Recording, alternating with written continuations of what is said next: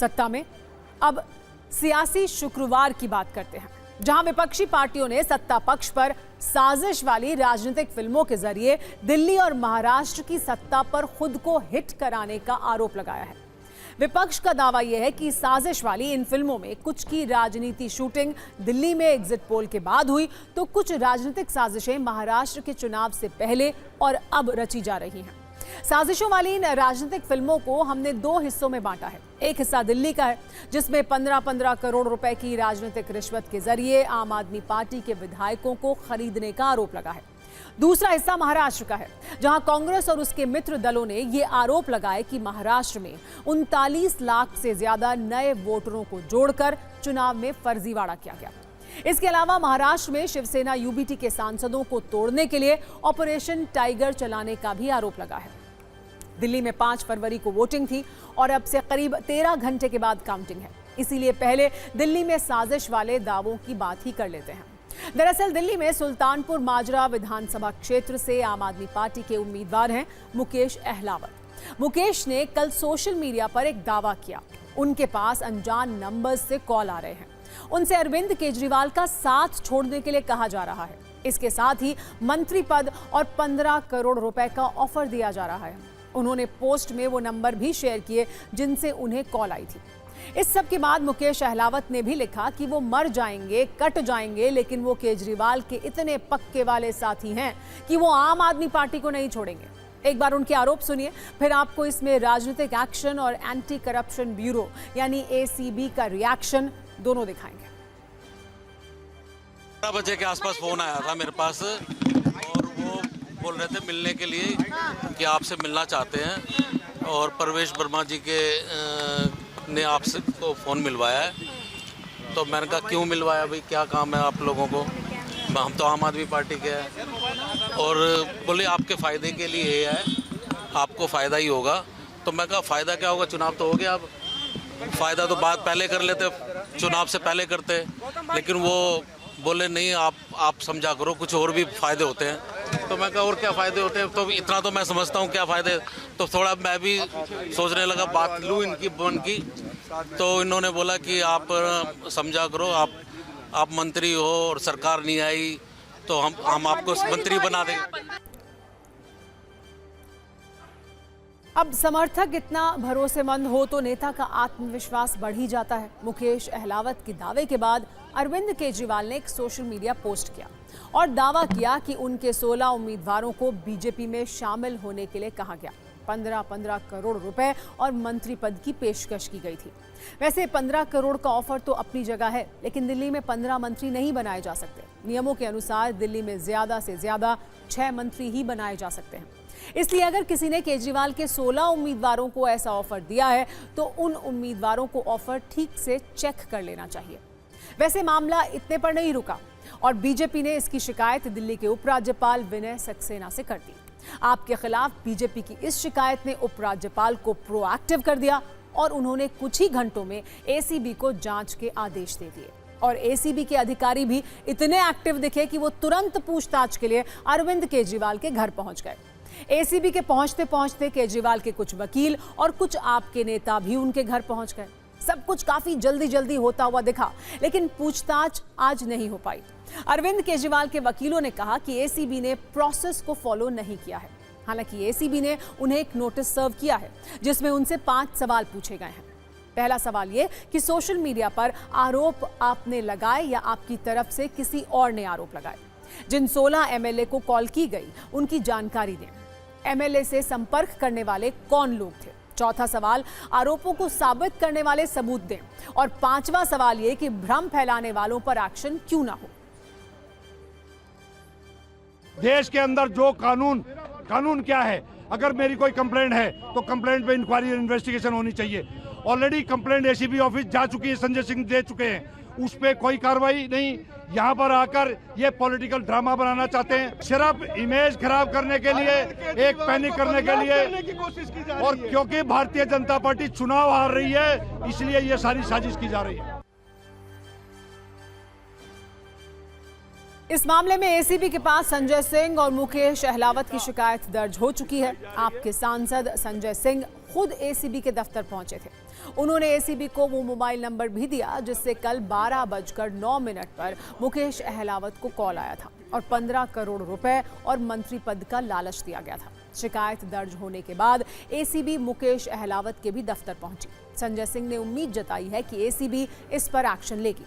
इस बीच हमें सूत्रों से एसीबी और संजय सिंह की बातचीत की एक्सक्लूसिव जानकारी मिली है।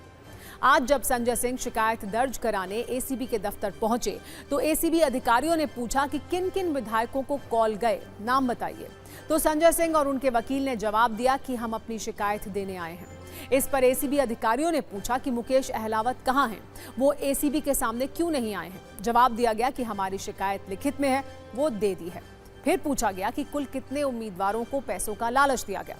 इस सवाल का जवाब नहीं दिया गया। ये भी पूछा गया कि बार बार बयानों में उम्मीदवारों के नंबर क्यों बदले हैं। इसका जवाब भी नहीं दिया गया। अगला सवाल था कि ना तो मुकेश अहलावत सामने आए हैं, ना केजरीवाल। फिर दूसरे विधायकों के नाम कौन बताएगा। संजय सिंह के वकील ने कहा कि जो कहना था वो शिकायत पत्र में लिख दिया है। कुल मिलाकर दिल्ली की राजनीतिक साजिश वाली इस पिक्चर में तमाम पात्रों और घटनाओं की स्पीड काफी ज्यादा है।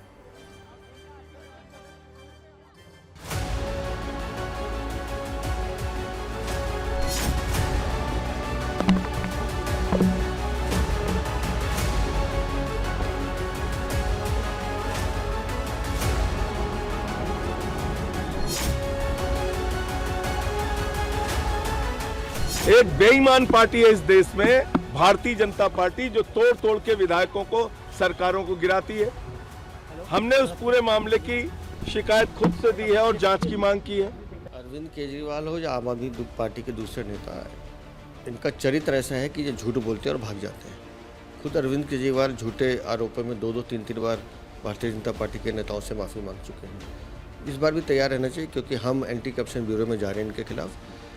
इनको बताना पड़ेगा किसने फ़ोन किया है, किसको किया है, कितने पैसे हैं, 7 है या 16 है, ये भी बताना पड़ेगा कि किस तरह से उनको लगातार फ़ोन किए जा रहे हैं और कहा जा रहा है पैसे ले लो और भारतीय जनता पार्टी ज्वाइन कर लो, हम मंत्री बना देंगे।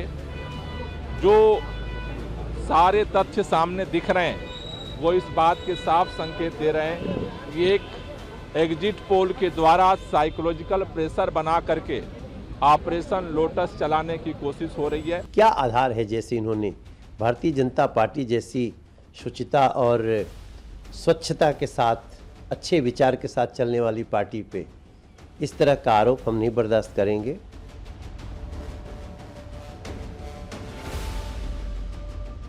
सत्यता के आधार पर ही बताया गया है। कई लोगों को फ़ोन कॉल आए हैं, जिस नंबर से फ़ोन कॉल आया है वो नंबर भी दिया गया है और ये जग जाहिर है कि भारतीय जनता पार्टी काम कैसे करती है। तो ये उनके इलेक्शन मैनेजमेंट का एक हिस्सा है। उनको अपने आरोपों को सब्सटैंशिएट करना चाहिए और अगर उसको सब्सटैंशिएट करने के लिए अगर एजेंसी के लोग गए हैं तो अरविंद केजरीवाल को एजेंसी के साथ कोऑपरेट करना चाहिए और बताना चाहिए कि कहाँ से फ़ोन आए थे और उसकी सत्यता क्या है। जैसा रोपिएगा वैसा पाइएगा, रोपिएगा बबूल, खाइएगा खजूर। तो अपने लोगों को छोड़ के अरविंद जी बीजेपी को ला करके दिए तो बीजेपी तोड़ेगी। बीजेपी का तो धंधा ही है, फूट डालो, शासन करो।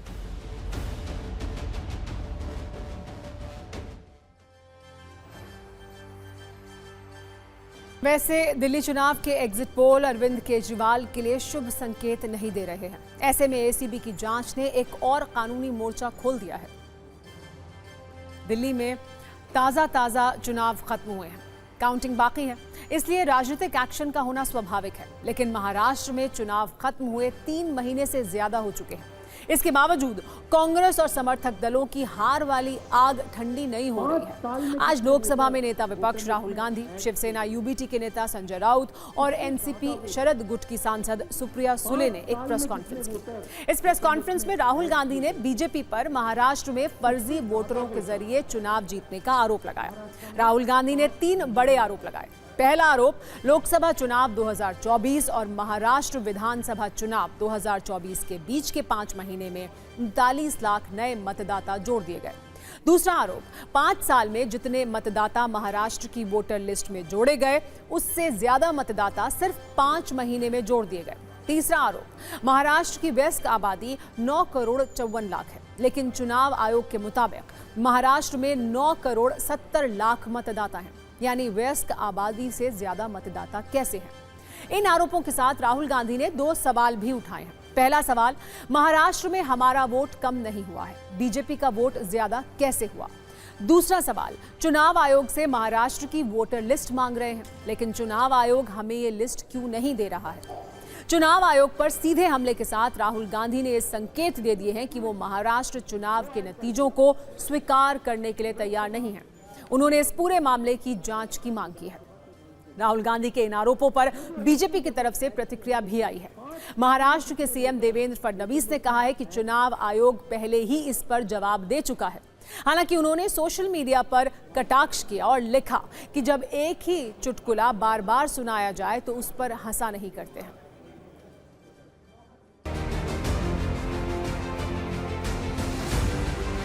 पांच साल में जितने वोटर लिस्ट में ऐड किए गए थे, उससे ज्यादा वोटर महाराष्ट्र में 5 महीनों में ऐड हुए।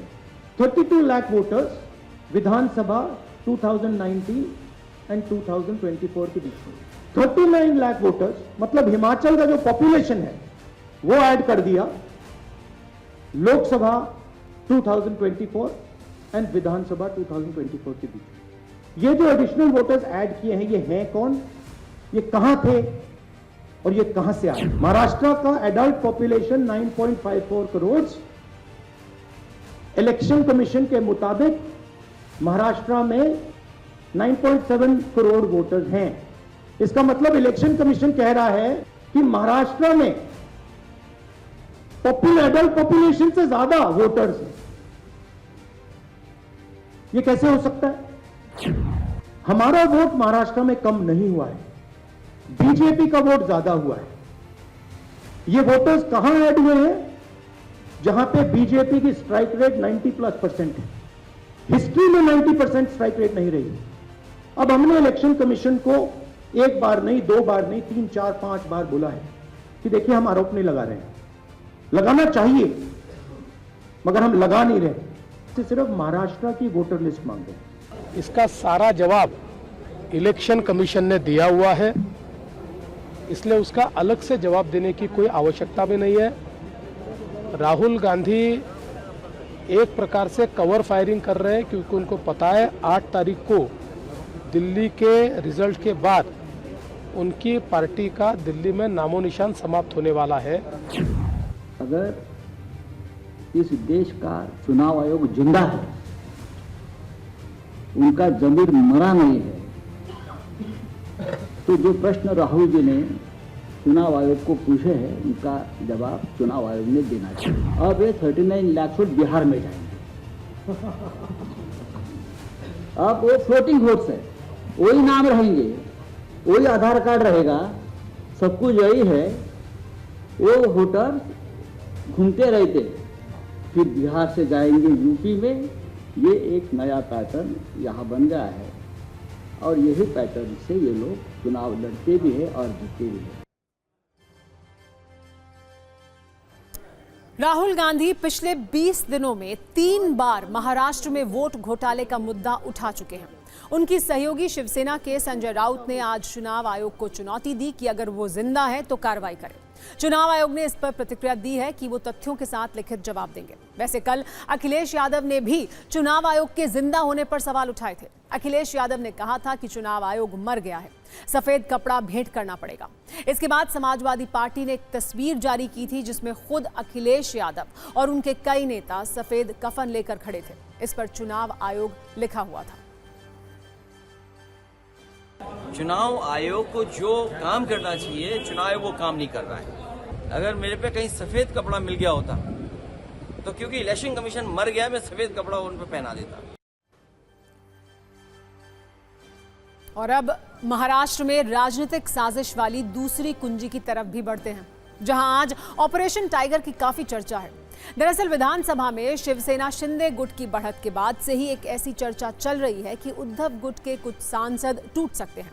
ये चर्चा आज ऑपरेशन टाइगर के नाम से सुर्खियों में है।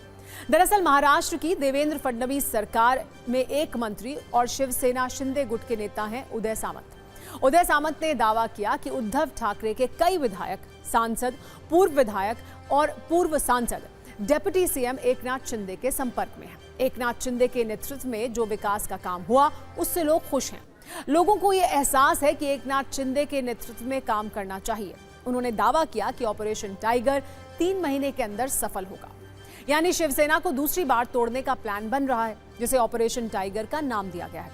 सूत्रों के मुताबिक शिवसेना यूबीटी के 5 सांसद और 7 विधायकों को एकनाथ शिंदे की पार्टी के बड़े नेताओं के संपर्क में बताया जा रहा है, जिनमें शिंदे के सबसे भरोसेमंद एक कैबिनेट मंत्री हैं, जो उद्धव की पार्टी के नेताओं को अपनी पार्टी में लाने के लिए लॉबिंग कर रहे हैं। हालांकि उद्धव गुट का कहना है कि उनके सांसद और विधायक चट्टान की तरह उनके साथ हैं। आज एक छोटा सा शक्ति प्रदर्शन भी हुआ।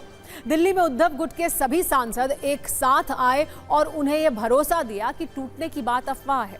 शिवसेना यूबीटी के सांसद अरविंद सावंत ने दावा किया कि ये सरकार चला नहीं रहे हैं और अफवाह की राजनीति कर रहे हैं। हालांकि शिवसेना शिंदे के नेता कह रहे हैं कि कुछ दिन रुकिए, बड़ा विस्फोट होगा।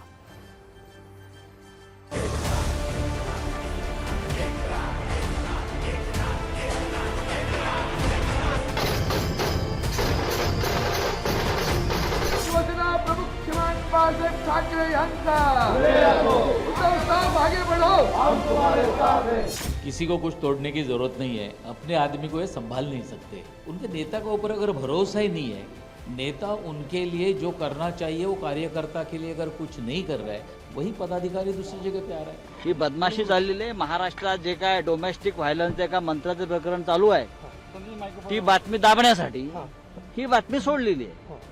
हे काय ऑपरेशन टायगर बिगर कसलं आहे, ऑपरेशन बकरी आहे। कई एमएलए, कई एमपीज माननीय एकनाथ शिंदे साहब के संपर्क में है।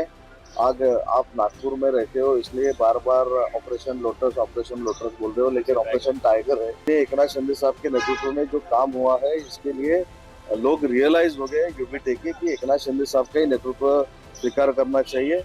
एक पुड़ी छोड़ दी उन्होंने और बोल दिया शिवसेना के सांसद जा रहे। अभी आपके सामने है ना, ये आईना सामने खड़ा रहा आपके। अभी तो देखो अपने चेहरे। जानबूझकर कुछ नहीं, कोई किधर जाने वाला नहीं है। उद्धव साहेब ठाकरे यांचा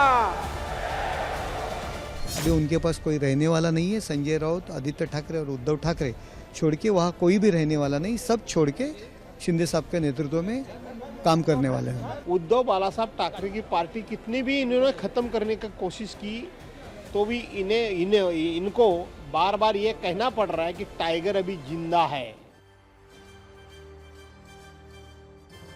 दरअसल लोकसभा में शिवसेना यूबीटी के 9 सांसद हैं। ऐसे में चर्चा है कि 6 सांसद एक साथ शिवसेना यूबीटी छोड़ेंगे। 6 सांसदों की चर्चा इसलिए है क्योंकि 6 सांसदों के एक साथ छोड़ने पर दल बदल कानून नहीं लगेगा। दल बदल कानून से बचने के लिए 2/3 से ज्यादा सांसद जरूरी हैं। इसीलिए जब भी टूट की बात होती है तो 6 सांसदों का जिक्र होता है। अब सवाल है कि एकनाथ शिंदे फडणवीस सरकार में डिप्टी सीएम है। दिल्ली से लेकर महाराष्ट्र तक उन्होंने उद्धव ठाकरे की पार्टी को किनारे लगा दिया है। फिर वो उद्धव ठाकरे की शिवसेना को दूसरी बार क्यों तोड़ना चाहते हैं? इसके पीछे बड़ी वजह महाराष्ट्र में स्थानीय निकाय चुनाव है। दरअसल अगले कुछ महीनों में महाराष्ट्र में 16 नगर निगम और निकायों में चुनाव होने वाले हैं। इसमें बीएमसी भी शामिल है। एकनाथ शिंदे की पार्टी ने विधानसभा में अच्छा प्रदर्शन तो किया, लेकिन अब ना तो वो किंग मेकर हैं और ना ही किंग। उनकी कोशिश है कि शिवसेना को तोड़कर अपनी पार्टी को और मजबूत किया जाए, जिससे उद्धव ठाकरे की पार्टी की बची कुची ताकत भी उनके पास ही आ जाए और वो आने वाले समय में बीजेपी से अच्छा मोल भाव कर पाए। और अब वक्त है सत्ता के रिमाइंडर का, जिसमें आज हम आपको आसान भाषा में रेपो रेट वाला गणित समझाएंगे। आरबीआई ने 5 साल बाद पहली बार रेपो रेट कम कर दिया है। आरबीआई के नए गवर्नर संजय मल्होत्रा ने रेपो रेट में 0.25% की कटौती का ऐलान किया। इससे आपको सस्ती ब्याज दरों का तोहफा मिल सकता है। आपकी जेब का बोझ कुछ कम हो सकता है। अगर आप रेपो रेट को एक जटिल आर्थिक टर्म मानकर उस पर ध्यान नहीं दे रहे हैं तो सत्ता में हम सीधे सीधे सवाल जवाब वाली कुंजी से सरल भाषा में आपको इसका गणित समझाएंगे, जिसके बाद ये बिल्कुल साफ हो जाएगा कि इससे आपको कितना फायदा होने जा रहा है। इसके लिए सबसे पहले ये समझना होगा कि रेपो रेट होता क्या है। दरअसल देश का सेंट्रल बैंक यानी आरबीआई जिस ब्याज दर पर बैंकों को लोन देता है उसे रेपो रेट कहते हैं। इसी ब्याज दर को आरबीआई ने 6.5% से घटाकर 6.25% कर दिया है। यानी अब बैंकों को आरबीआई से कम ब्याज दर पर लोन मिलेगा। ये भले ही आरबीआई और दूसरे बैंकों के बीच का मामला दिखे, लेकिन इसका असर आपकी जेब पर सीधे तौर पर पड़ता है। ऐसे में सवाल है कि रेपो रेट बदलने से आपके लिए क्या बदलेगा। इसका जवाब यह है कि अब बैंकों को कम ब्याज दर पर लोन मिलेगा, तो बैंक भी आपको कम ब्याज दर पर लोन दे सकते हैं। ऐसे में आपने जो लोन लिया है उस पर ब्याज दर 0.25% घट जाएगी। इससे आपकी ईएमआई कम होगी।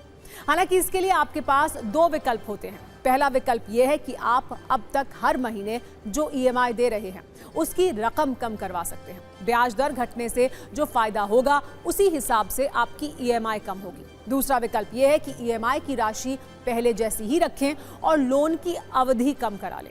ऐसे में आपका लोन कुल अवधि से कुछ समय पहले ही खत्म हो जाएगा।